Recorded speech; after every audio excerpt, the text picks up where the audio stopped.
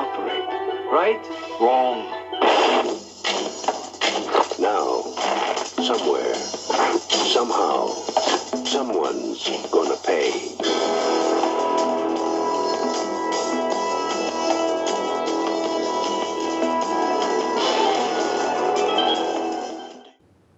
Hello everybody, welcome back to Screenstars. I'm here today to bring you my review for the 1985 action classic Commando, a film that is directed by Mark L. Lester, and it stars, of course, Arnold Schwarzenegger, Rodon Chong, Dan Hedaya, Vernon Wells, David Patrick Kelly, Alyssa Milano and Bill Duke.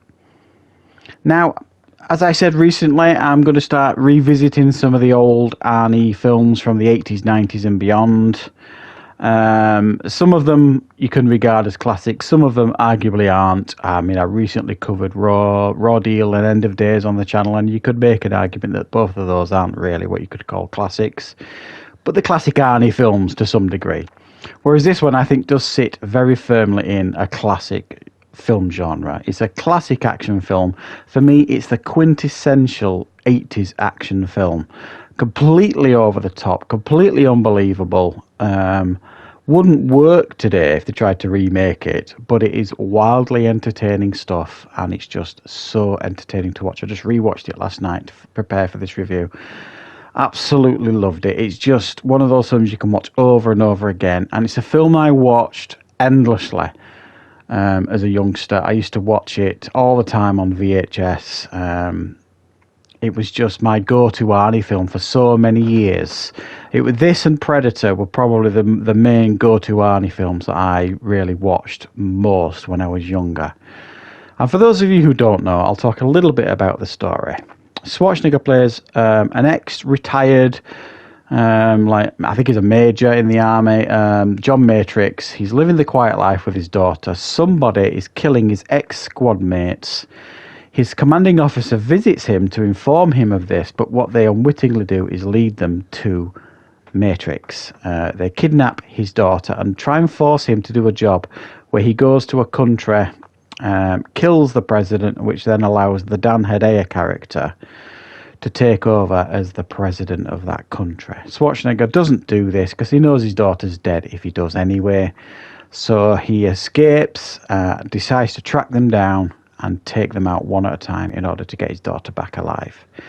Right, Commando then. What can you expect if you've never seen Commando? I mean, I'd be very surprised any of you who are watching this, certainly of the same mindset of me in regards to, action movies in general. What you would really get with this film is a really fun, over-the-top action film that is very, very memorable for all the right reasons and very corny at the same time. I mean, it's amazing as well when you watch it. It's kind of littered with errors.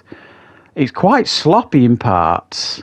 And I'm amazed they actually got away with it. Some of the stuff that they actually put on screen that made it to cinema, it just made it look a bit sloppy, the production, really. And I'm talking about, obviously, the famous cable on the leg when Arnie lifts the guy over the cliff. You've got the buildings exploding at the end with these obvious dummies that have been stuck in the ground outside the buildings, not moving when the building explodes, that sort of thing. I mean, it just looks naff. And some quite old-fashioned way of filming and editing and all that kind of stuff. But it was made in 1985. What do you expect? But it's so good. And do you know why it's so good? It's so simple. It's a simple story. Daughter gets kidnapped. He ain't going to stand for it, so he goes after them. That's it. It does not get any more complex than that. It's not a long film. I think it barely touches 90 minutes. Its pacing is relentless. Its setup is fantastic because you get to see the gentle side of Arnie, interacting with his daughter, just being a dad. And then it moves very, very quickly into, okay, I need to go into, military mode and kill to get my daughter back. And the transition is effortless. And Arnie, I think, does that so well when he's required at the beginning of this film. And I do actually think this is quite a strong performance from Arnold. Some of the films around this period in his career, and I think a lot of it is dependent on the director.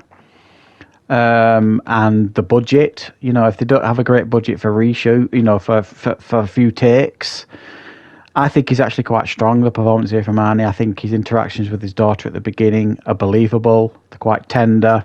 And you do believe this relationship between them both. And from researching this film, preparing for this review, apparently Alyssa Milano said that he was really nice to her on set. He was very protective of her. He used to sit down and help her do her homework and all this kind of stuff. So they obviously had a good relationship and a good bond, even though they don't share the screen much other than the beginning and right at the end sort of thing.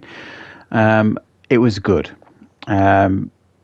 Vernon Wells, the legendary Vernon Wells, plays, I think, one of the best on-screen villains from the 80s. Bennett, the ex-squad member who essentially betrays Arnie. He just plays these psychopaths really, really well, and he does come across as a genuine threat to Arnie, and their confrontation at the end is, I think, a highlight of the film. In fact, the last 30 minutes of the film is just kicking ass. Arnie kicking ass on this island, trying to get his daughter back. And while, yes, it's ridiculous, this one man just mowing down these waves of people, you know, these supposedly trained soldiers, mowing them down relentlessly. It's like a video game, basically. But it's undeniably entertaining to watch. And again, you wouldn't get away with it these days because audiences wouldn't stand for it. They need to see a little bit more grit, a little bit more groundedness approach, a little bit more realism in a lot of their action films. But essentially, what you see Matrix do at the end of this film is kind of what you see John Wick doing in the John Wick films, the Keanu Reeves films. You know, he's taking out waves of people. It's just done in a modern stylistic way, whereas this is done in the stylings of the time in the 80s. It's just brash and in your face, muscle-bound action. But it's got some outstanding stunt work going on here in the film. Apparently, Schwarzenegger did an awful lot of his own stunts because they couldn't find a stunt double to, be the similar size to him. Apparently, I think he dislocated his shoulder and got quite a few injuries on set. Schwarzenegger, I think he even stabbed himself, I think, on set, something like that. I think the body count is somewhere over, I think it's over 100 or something like that for the body count of this film, which is, again, is madness, really. Arnie and Vernon Wells apparently became firm friends on set, and they kind of kept in touch ever since. And also, interestingly, the martial artist that trained Schwarzenegger in this film, and you'll notice he does do quite a bit of martial arts in this film, claimed that by the end of the production, he was the equivalent of a second dan black belt, even though he never obviously went for the belts and things like that. I don't know if that's true or not. I don't know if he was blowing smoke up Arnie's ass and everybody else's, but he did look pretty proficient on set in regards to a lot of the martial arts that he was doing, Schwarzenegger. And it's 80s goodness. You can't really fault the film other than, yes, it's cheesy as hell, and it's definitely a film of its time. But for me, it's right up there with the greatest action films, certainly of the 80s. It's in the conversation, certainly. If I was to do my greatest action films of all time, it would be in the conversation, certainly for me, because I just think it's the quintessential Arnie film. It's the quintessential 80s film.